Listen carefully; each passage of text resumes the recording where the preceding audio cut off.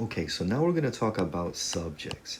Now, this is a thing, in all seriousness, if you need more help with understanding what is the subject of a sentence, you can ask your English teacher. Whoever you have for humanities, you have two humanities teachers, your English and your social studies.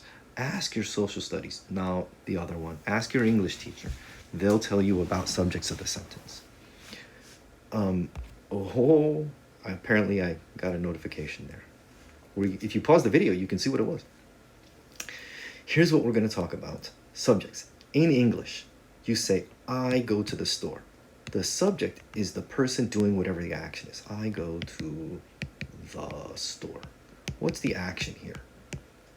Going somewhere, right? Who's doing it? I am. That's the subject. It's not what the sentence is about. It's the person doing it. So if I say to you, the shark ate the swimmers.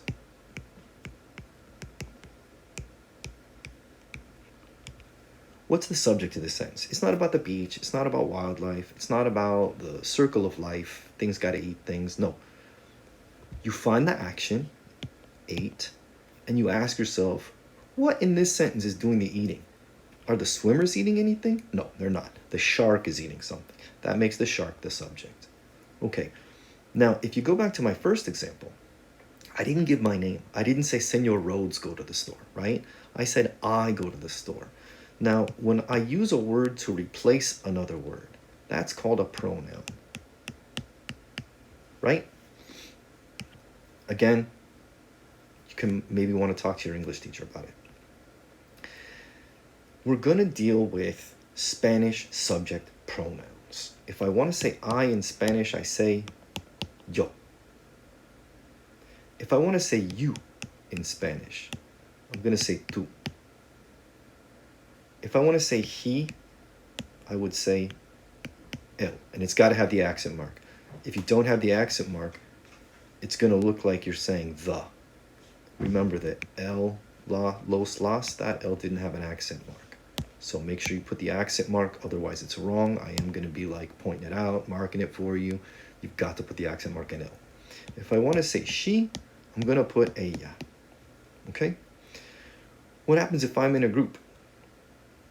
Paco and I go to the store. What's one word that would replace Paco and I? Not they, because then it doesn't sound like I'm in the group.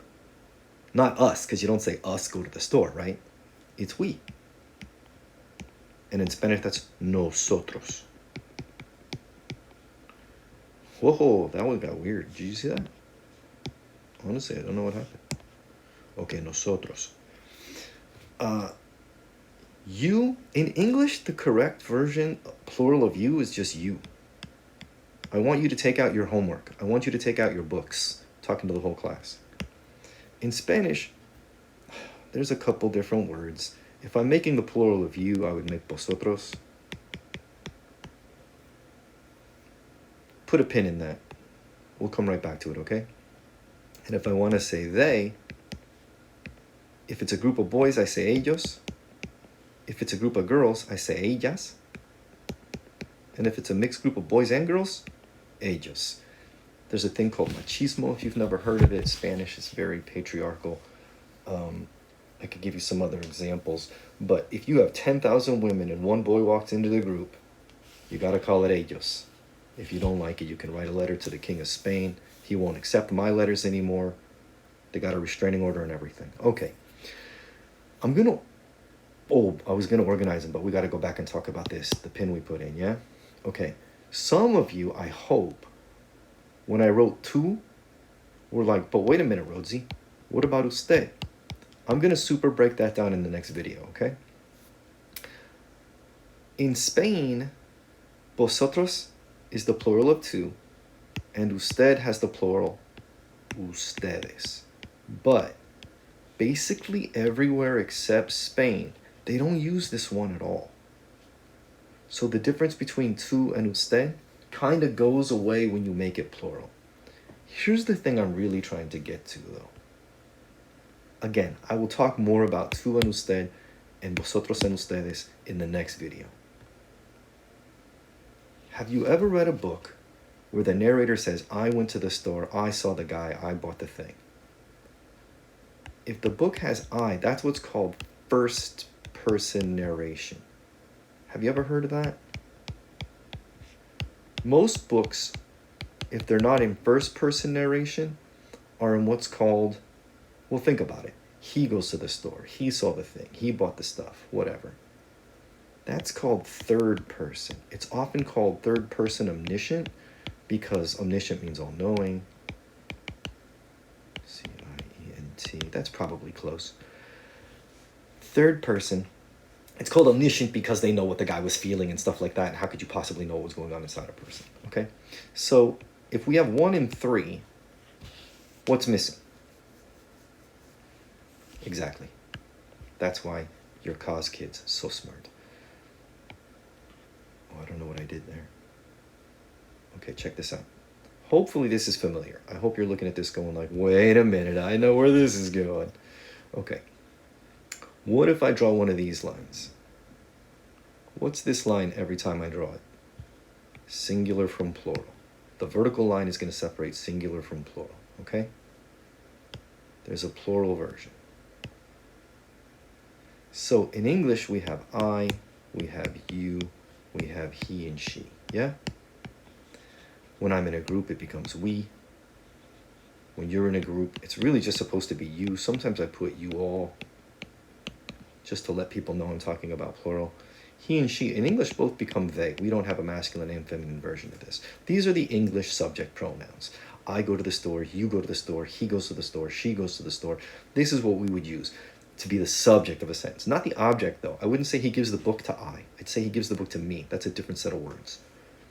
Okay, now we're going to put these in Spanish.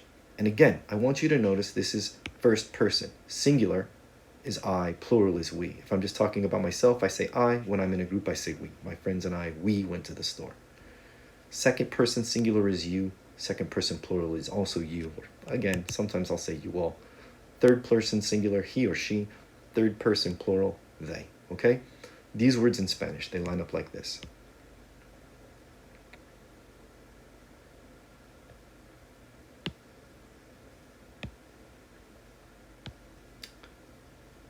Yo, tú, él, ella, nosotros. Again, this would be vosotros. We're not really going to work with this one this year, okay? It's only in Spain. 21 countries speak Spanish, and only one of them uses vosotros, so I'm really not going to spend time on it. And él and ella becomes ellos or ellas, okay? Can you see how I left a little room down here? Now, this is very confusing to people. Usted lives here. Ustedes lives here. Because it's the plural of usted. Okay?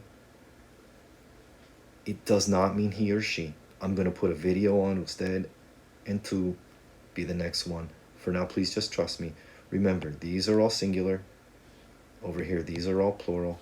First person, second person, third person. You don't have to worry so much about these guys.